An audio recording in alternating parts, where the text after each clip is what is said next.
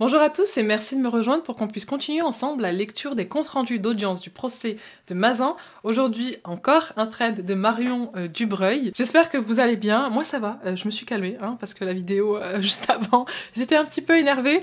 J'espère que les avocats de la défense ont arrêté de dire les pires phrases de macho. J'espère. Là ça va être que des avocats de la défense qui vont parler. Donc ça va forcément un petit peu nous énerver, mais ma foi, ils font leur travail, comme on a dit, mais c'est vrai que hier, et franchement, hier, l'audience d'hier, elle était, c'était quelque chose.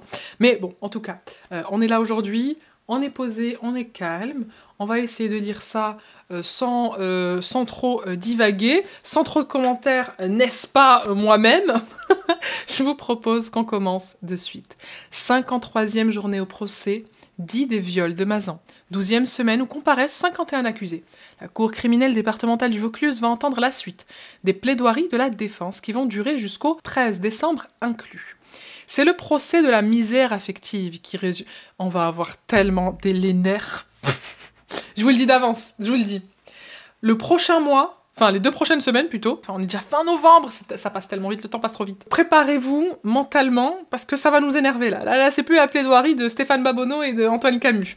Allez, on continue. C'est le procès de la misère affective, qui résume la situation de monsieur Andy R. Assure son avocat qui précise qu'en France, en 2024, la mission de la défense est difficile. La présomption d'innocence a été bafouée.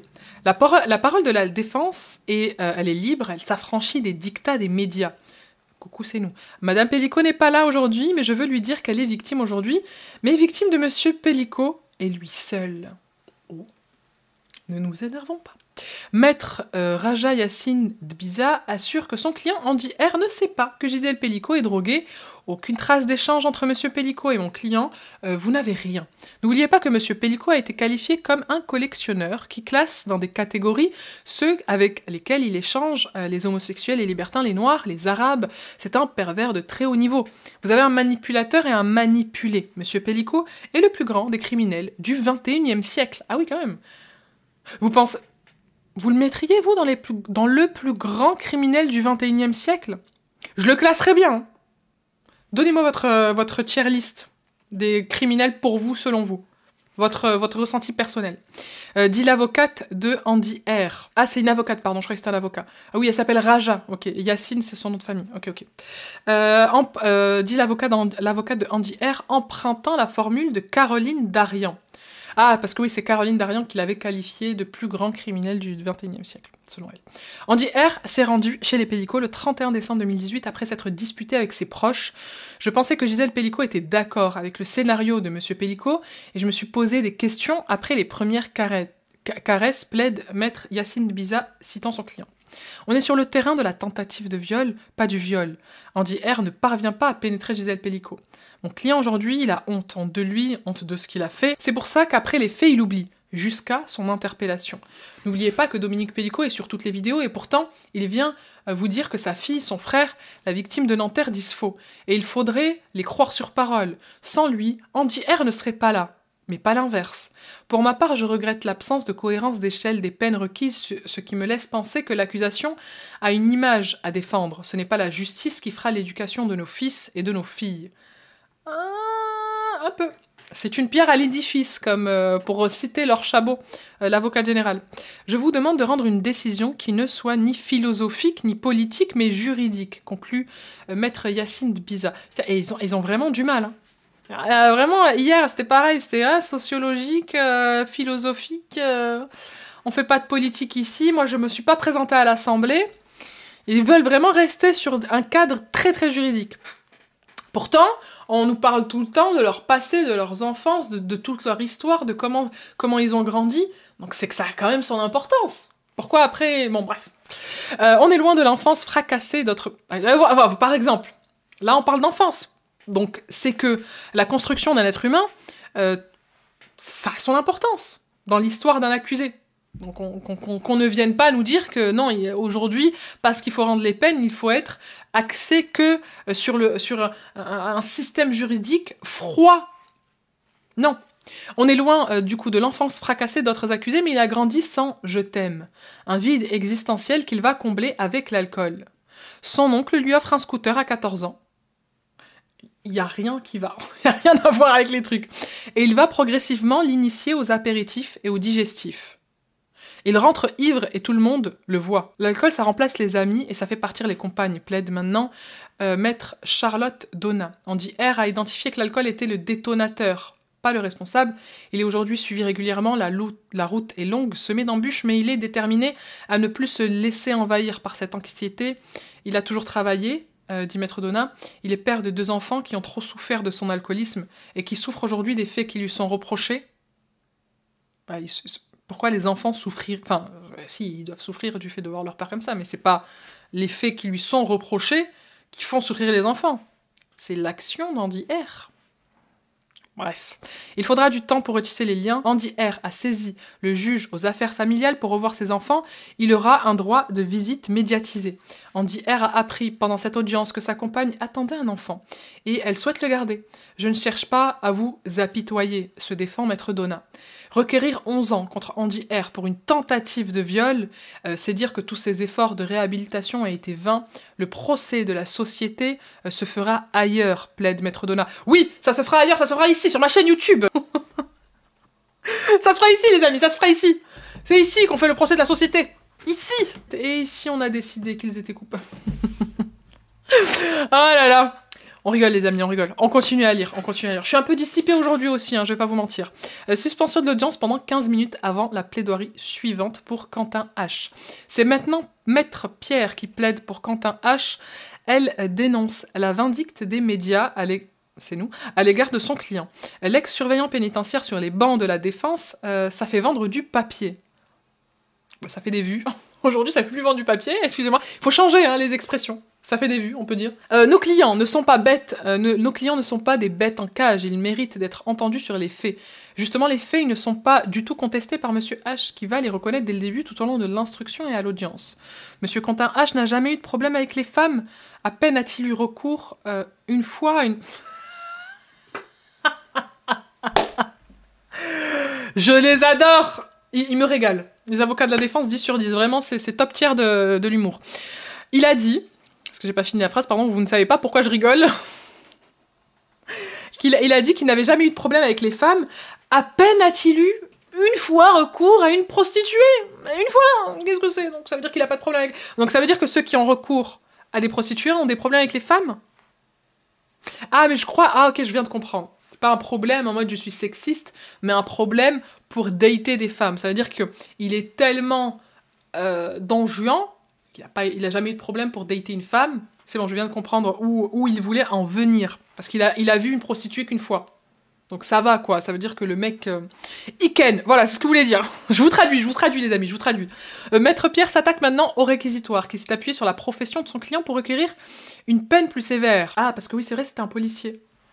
11 ans. Oui, 11 ans, c'est la peine, ok. La peine requise. Maître Pierre évoque maintenant la confrontation entre son client et Monsieur Pellico qu'elle dit impressionnant. « J'ai dû mal à ne pas respecter ses cheveux blancs », assure l'avocate de Quentin H. « Moi j'en déduis qu'il est probable que mon client se soit fait prendre dans les filets de Monsieur Pellico. » Elle cite maintenant le docteur Amic, expert psychiatre, c'est de la manipulation de très haut vol, qu'il avait dit à propos de Dominique Pellico. Quentin H va être incarcéré un peu moins de 18 mois, d'abord à Marseille, à l'isolement. Comment, lui, le surveillant pénitentiaire, peut-il être passé de l'autre côté? Monsieur H... Mais en plus, c'était pas lui qui vendait des stupéfiants aussi, non?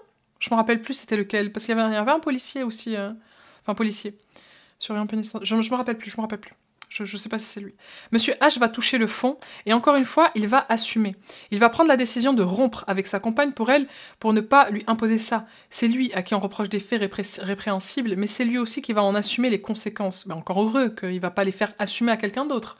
Il va mettre à profit sa détention pour une introspection. Il va voir 2 psychologues, un psychiatre, très bien. Il va aller à la messe tous les dimanches, l'aumônière dira. De lui que Monsieur H en prison, c'est le secours catholique. Bravo. L'image négative qu'on veut renvoyer dans la presse est loin du réel. Le rapport de Quentin H aux femmes n'est pas celui décrit par l'expert psychologue. Ah oui, c'est vrai que l'expert psychologue, il n'était pas d'accord et il y avait un expert psychiatre qui disait autre chose. Je crois qu'il y avait Un truc comme ça. Il y a tellement d'accusés, les amis, que... Oh là là. En prison, il va aller au bout de sa formation oxy-ambulancier. Il est là pour prendre condamnation. Monsieur H, il devra être condamné à une juste peine. Les réquisitions, à hauteur de 11 ans. Et pourtant, Quentin H a 34 ans. L'âge où on veut se marier et fonder une famille. Non, pas tout le monde, ok. Suspension de l'audience, reprise à 14 h. Reprise de l'audience avec la plaidoirie d'Olivier Lantelme pour Patrick A, qui confie sa peur, peur d'être compris, à la barre de tous les vertiges de tous les mots et les mots. M-O-T-S et M-A-U-X. Dans quel monde sommes-nous en train de basculer? Il faut remettre en question la manière de questionner une partie civile. Je n'ai pas aimé cette hésitation sur le huis clos ou les débats publics, reproche Maître Lantelme aux parties civiles. Qu'est-ce qu'on t'a fait que t'as pas aimé, quoi? Pourquoi on n'a pas... C'est public, on a le droit.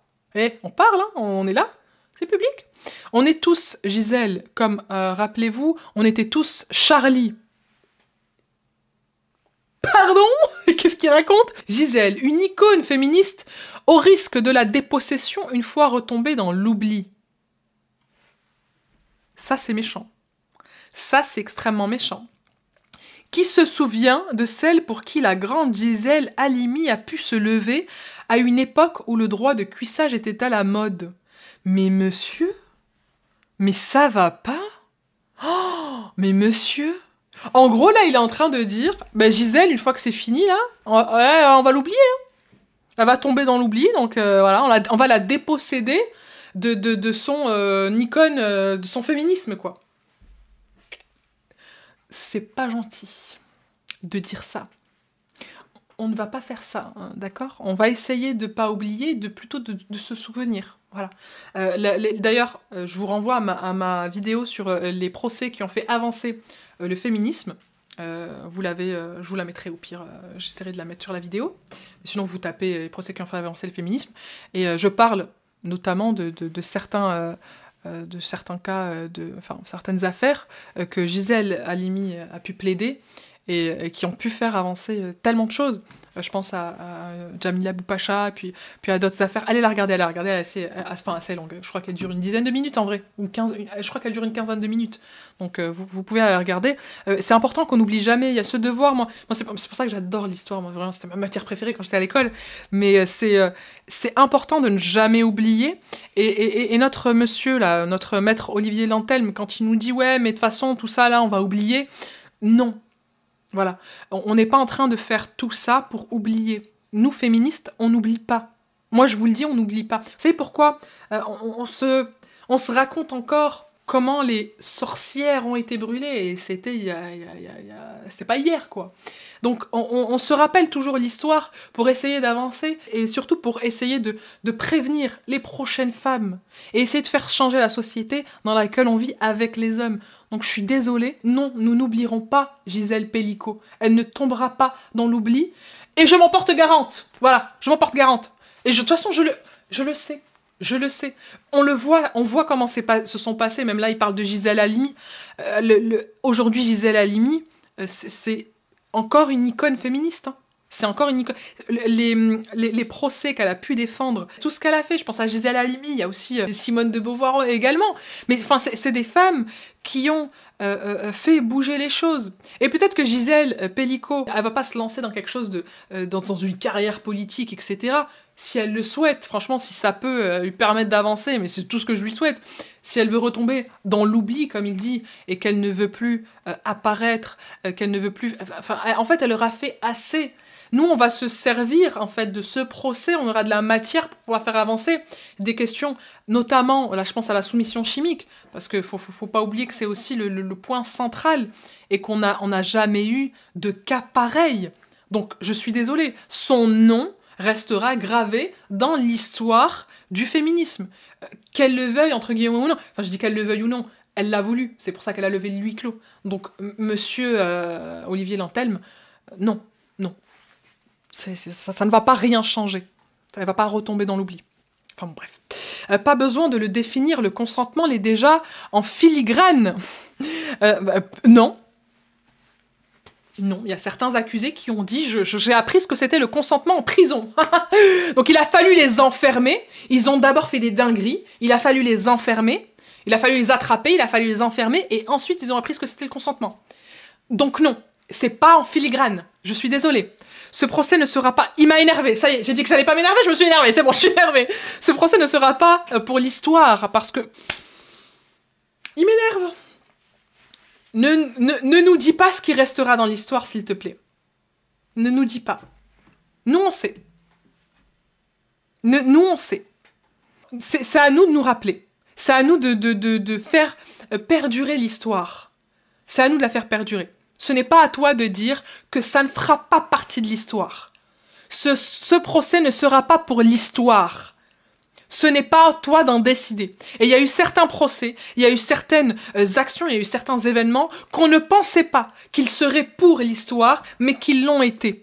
Donc ce n'est pas à toi d'en décider. On continue. Parce que nous avons déjà changé d'histoire, même si malheureusement nous n'avons rien changé. Je crois que je vais faire une pause là, franchement, il me saoule. On a presque fini. On continue. Non, mais franchement, un peu de dignité quand même. Les cours d'assises ne s'honorent d'aucun spectacle. C'est pas un spectacle. Alors oui, effectivement, on est sur YouTube, là, on est en train de voir ce qui se passe, on commente, etc. Oui, ça, pour vous, c'est peut-être un spectacle. Enfin, vous voulez le faire passer pour un spectacle. Pour nous, ça n'est pas du spectacle.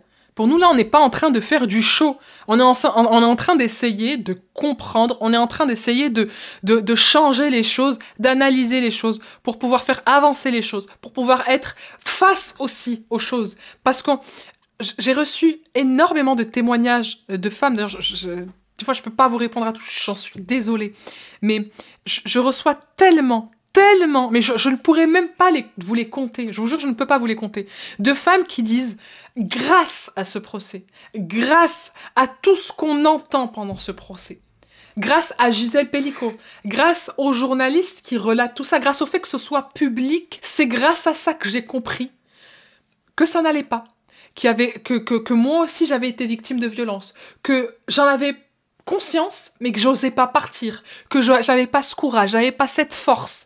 Et grâce à ça, j'ai pu sauver ma vie. Parce que c'est de ça qu'il s'agit.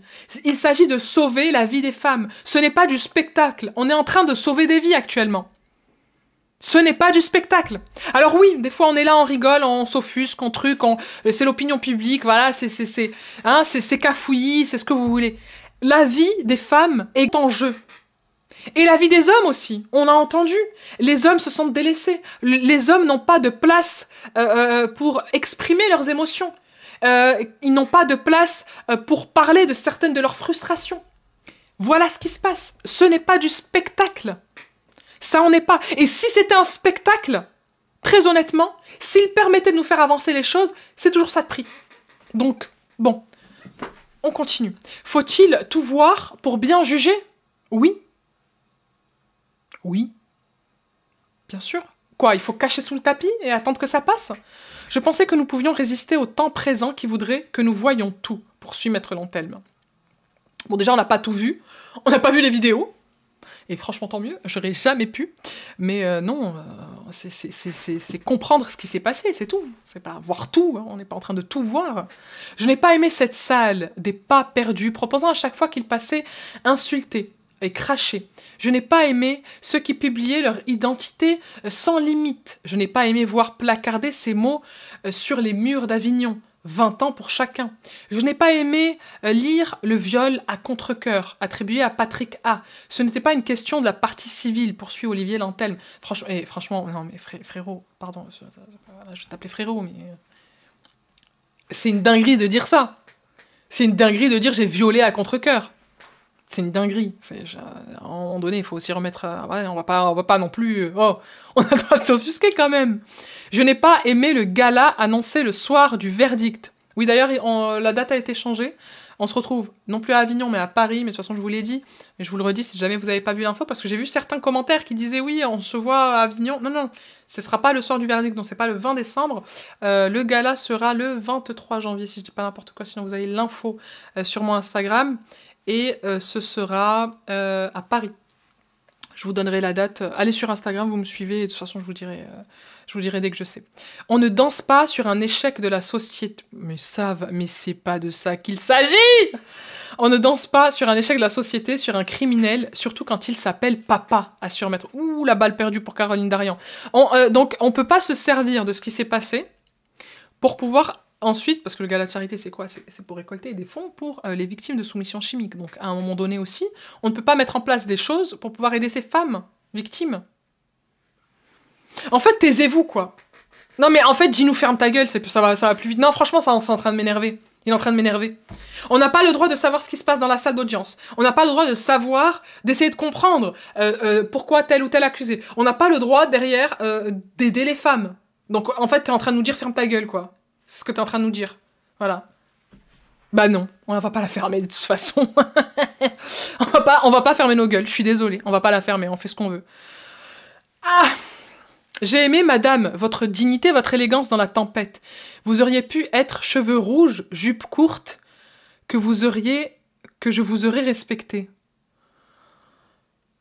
Une victime doit ressembler à quoi? Franchement, les plaidoiries des avocats, ça m'énerve vraiment. Je suis obligée de m'arrêter à chaque fois, c'est trop. Je suis vraiment désolée pour ceux qui veulent la lecture.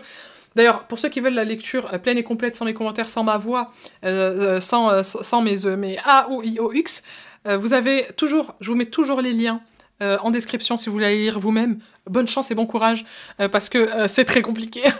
Une victime doit ressembler à quoi? À rien d'autre qu'une victime. Ah bah putain, on est enfin d'accord, Olivier, quand même. Si j'avais été votre avocat, madame, je vous aurais mis à l'abri. Comment a-t-on pu, mesdames, mères et filles, de tout voir? S'interroge Maître Lantelme. Quelle folie d'avoir voulu tout montrer à celle qui n'avait que l'oubli. Ben, quelque part, elle reprend le contrôle sur ce corps, sur elle-même, en voyant tout... Enfin, après, elle les avait déjà vues, les vidéos. Mais elle a vécu des traumatismes qu'elle a oubliés. Et peut-être que c'est nécessaire de les voir, parce qu'elle a la chance de pouvoir les voir. C'est pas le cas de toutes les victimes de soumission chimique. Mais le corps se rappelle. Parce qu'il parle d'oubli, mais il y a un oubli, certes, mental, mais le corps se souvient. Le corps se rappelle. D'ailleurs, je n'en peux plus de lire comment elle a pu se rendre compte de rien en disant « Elle s'est rendue compte !» Je vais vous le répéter parce que je commence à en avoir marre de voir ces commentaires encore là récemment. Enfin, à un moment donné, lisez tous les comptes rendus. Branchez-vous. Elle se rendait compte que quelque chose n'allait pas. Elle pensait qu'elle était en train de devenir folle. Elle a vu des neurologues, des gynécos, etc. Elle aurait jamais pas pu se douter que de ce qui se passait. Mais elle avait des problématiques de santé. Enfin, vous êtes fous. Ça m'a énervé. On continue. Je n'ai pas aimé votre livre, madame, dit-il maintenant s'adressant à Caroline Darian. Un livre que votre mère ne voulait pas. Maître Lantelme délivre les bons et les mauvais points aux différentes parties civiles, aux victimes de ce dossier. Gisèle Pellicot, Caroline Darian, Aurore la belle-fille. Une liste de ce qui m'a plu et déplu. Ma liberté de parole me permet de vous dire que tout est irréel. Maître Olivier Lantelme s'attaque maintenant à Dominique Pellicot, le pervers narcissique, ajoutant le pervers narcissique et sa complice, interrogeant la cécité de Gisèle Pellicot, tout en assurant qu'il ne remet en aucun cas une quelconque participation de madame. La cécité, c'est le fait de ne pas voir. Donc là, il a dit, il s'attaque au fait que Gisèle Pellicot, elle est vue rien, quoi. Quelle cruche! Il est en train de lui dire ça, là. Clairement, pour moi, c'est ça. Il est en train de lui dire, madame, excusez-moi, vous avez été une cruche. Voilà. Olivier, toi et moi, on n'est pas copains. Allez, je te le dis, comme ça, c'est fait. Tu nous as énervés. Tu nous as énervés. On clive avec le cleaver, assure Maître Lantelme. Ce procès ne changera rien. Ce procès n'est que oh, mais ce procès ne changera rien. Mais tu es qui, toi, Néouda, pour nous dire ça? Mais ça va, mais monsieur... Mais ça va, allô, on dérange pas trop, c'est bon, on peut ou pas? Nous aussi on peut ou... Je suis énervée. Donc, rien, ce procès n'est que l'illustration chimiquement pure de ce que l'homme peut faire à travers toute la planète. Maître Lantelme fait désormais un tour du monde, des violences faites aux femmes, Afghanistan, ils peuvent pas s'empêcher d'aller chercher les pays là-bas. Là. Ça s'est passé à Mazan, en Big France et en Big 2024. On continue. Afghanistan, États-Unis, des affaires de DSK à Prénat, ce procès ne suffira pas à changer les rapports hommes-femmes englués dans un patriarcat systémique. On peut essayer? On peut essayer ou pas? On peut ou pas? Nous avons tous été biberonnés, socialisés dans un épouvantable bain patriarcal. On commence à être d'accord. Dès la rentrée des classes, les garçons jouent au foot, les filles sont sur la touche. Il va falloir rééduquer les regards. Un verdict, quel qu'il soit, ne risque pas de suffire. Il risque pas de suffire, mais il va rendre justice à une victime. On va pas dire que le procès, de par son verdict, va changer la société patriarcale et oulala, elle va disparaître. Non, c'est pas ce qu'on est en train de dire là. Quand nous nous trouvons ici, c'est déjà trop tard. Est-ce que la création du viol dans le droit a-t-il permis de l'éradiquer?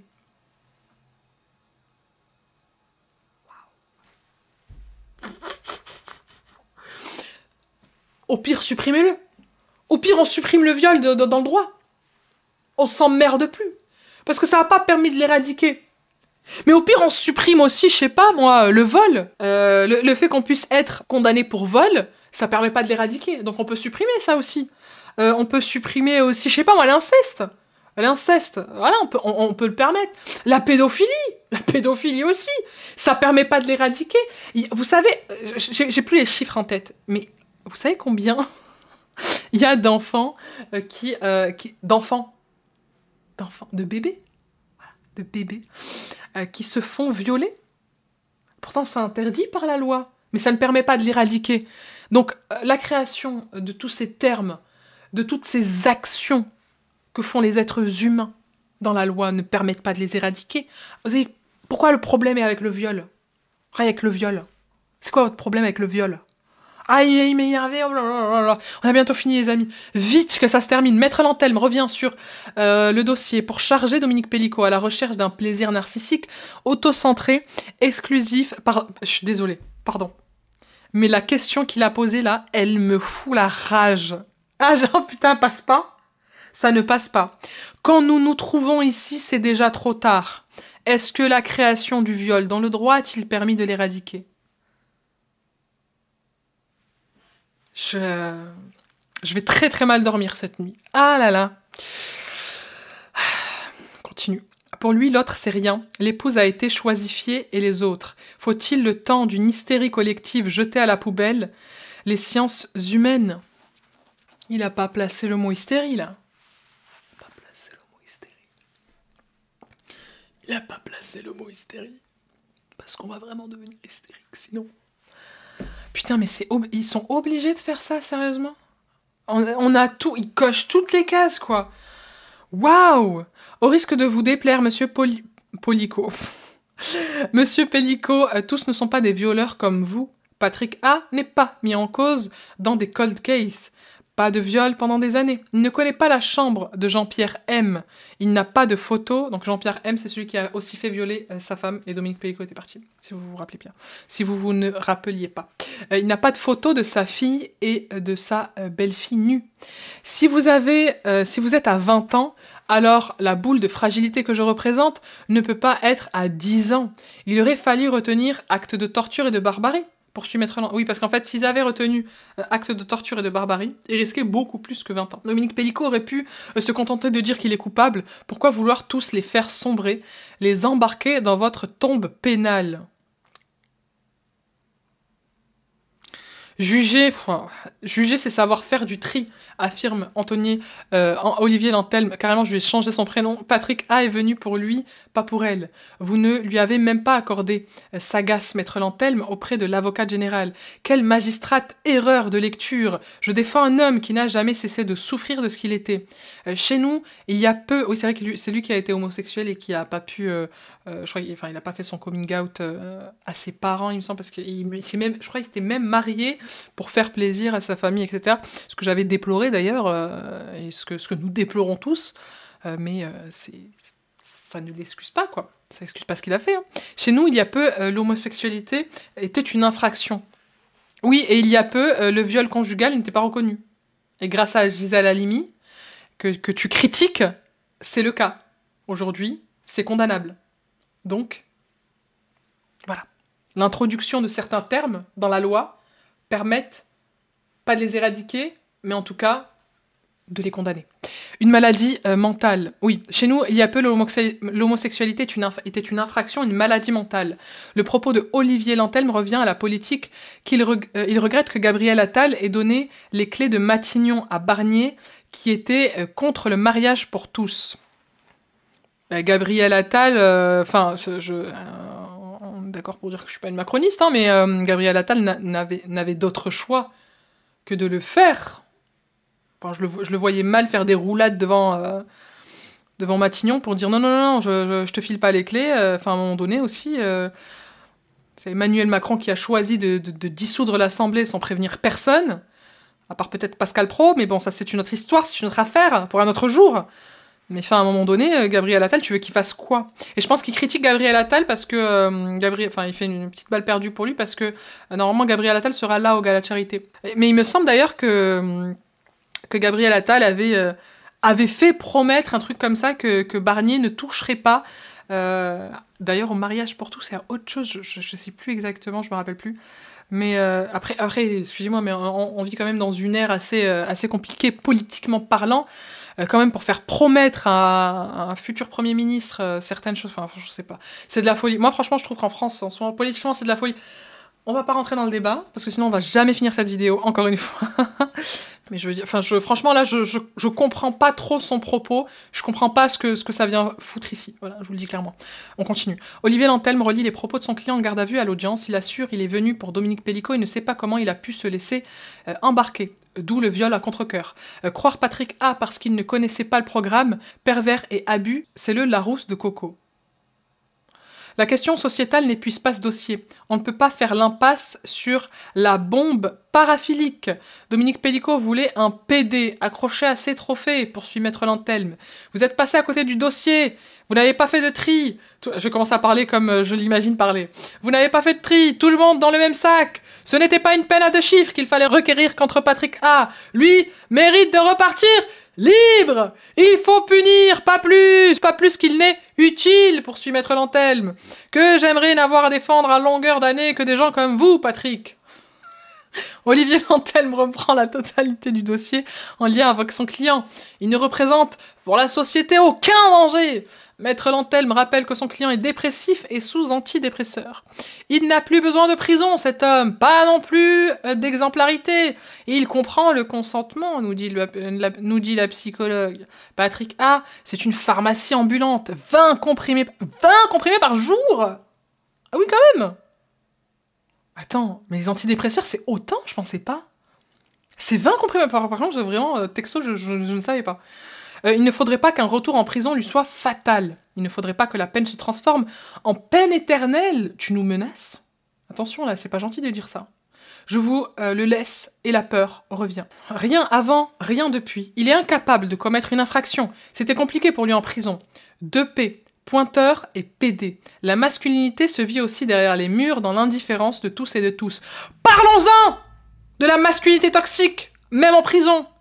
Oui, c'est une problématique, on peut en parler, on peut en discuter, on peut en débattre. On n'est pas là pour être contre ça. Bref, audience suspendue, ok, jusqu'à lundi. Jusqu'à lundi, 9h. Ah, ils ont quitté tôt. Elle a mis une petite photo d'Avignon en coucher de soleil et pouvoir quitter le tribunal d'Avignon avant la nuit. Merci, merci Marion Dubreuil. Merci pour ce travail incroyable, incroyable. Merci à toutes les journalistes que j'ai pu lire. Notamment Marion Dubreuil et Juliette Compion, les deux préfs finalement, nos deux journalistes préférés du moment. Merci à elles, franchement elles font un travail exceptionnel, elles font un travail incroyable. Je ne sais pas si je les remercierai assez, et je vous remercie vous aussi d'être là encore jusqu'à la fin de la vidéo, d'écouter encore jour après jour toutes ces conneries qu'on entend quelque part, parce que franchement aujourd'hui j'étais énervée, je suis désolée, mais je pense que notez-le. Prenez un petit calepin, notez. La plaidoirie des avocats de la défense, je vais m'énerver. Et je vais sûrement faire plein de commentaires comme j'ai fait aujourd'hui, mais parce que, en fait, c'est... Après, moi, j'ai toujours été comme ça. Moi, en fait, j'arrive pas à laisser passer l'incohérence, l'injustice et la bêtise. J'arrive pas à la laisser passer, c'est quelque chose. Depuis que je suis toute petite, je suis comme ça. Donc, vous avez toujours les liens en description si jamais vous déjà allez remercier Marion Dubreuil sur Twitter, si vous avez Twitter, la suivre, la supporter, la soutenir. Et si vous voulez lire les procès tout seul, dans le noir, sans moi. Moi, je l'ai lu, vous voyez, je commence à mettre des petites lumières, des trucs pour faire une ambiance un peu plus cosy, parce que ça m'énerve. Franchement, là, aujourd'hui, il m'a beaucoup énervé. L'introduction du terme viol dans la loi, qui n'a pas réussi à l'éradiquer, ça m'a tué. Je vais pas vous mentir, ça m'a tué. Vraiment, là, on arrête de rigoler. Je trouve ça horrible de dire ça. Dans un procès aussi historique, parce que lui, il veut pas que ça rentre dans l'histoire, mais ça sera un procès historique, qu'il le veuille ou non. Mais ça aussi, de dire ça, que ça va pas être un procès historique, qu'est-ce que t'en sais? Tu es qui, toi, pour dire ça? C'est pas audible pour moi. C'est vraiment, c'est des choses, c'est pas audible. C'est pas... qui défendent son client et tout, encore une fois, attention, hein, il n'y a pas de... No hate, no hate. Il fait son travail, j'en suis consciente, il est là pour atténuer la peine. Il l'a fait, il nous a expliqué des choses par rapport à son client, etc. Voilà. C'est pas nous qui jugeons, nous ne sommes pas là pour juger. Par contre, il y a des choses qu'ils disent, comme cette question qu'ils nous posent sur l'introduction du terme viol dans le droit. Moi, ça c'est des choses qui pour moi, c'est pas, on n'est pas dans quelque chose de digne. On s'éloigne de la dignité. Il fait rentrer aussi dans l'oubli tout ce que, par exemple, l'introduction du viol dans la loi, du viol conjugal, etc. dans la loi, c'est comme si il voulait faire oublier tout ce que ces procès ont pu apporter, parce que ces procès, et je vous l'ai dit, j'ai fait une vidéo sur ça, d'ailleurs, la vidéo qui s'intitule « Les procès qui ont fait avancer le féminisme », ces procès ont réellement changé la vie des femmes et ont sûrement contribué à sauver la vie de certaines femmes, de beaucoup de femmes, d'innombrables femmes, dont moi, je le dis, dont moi.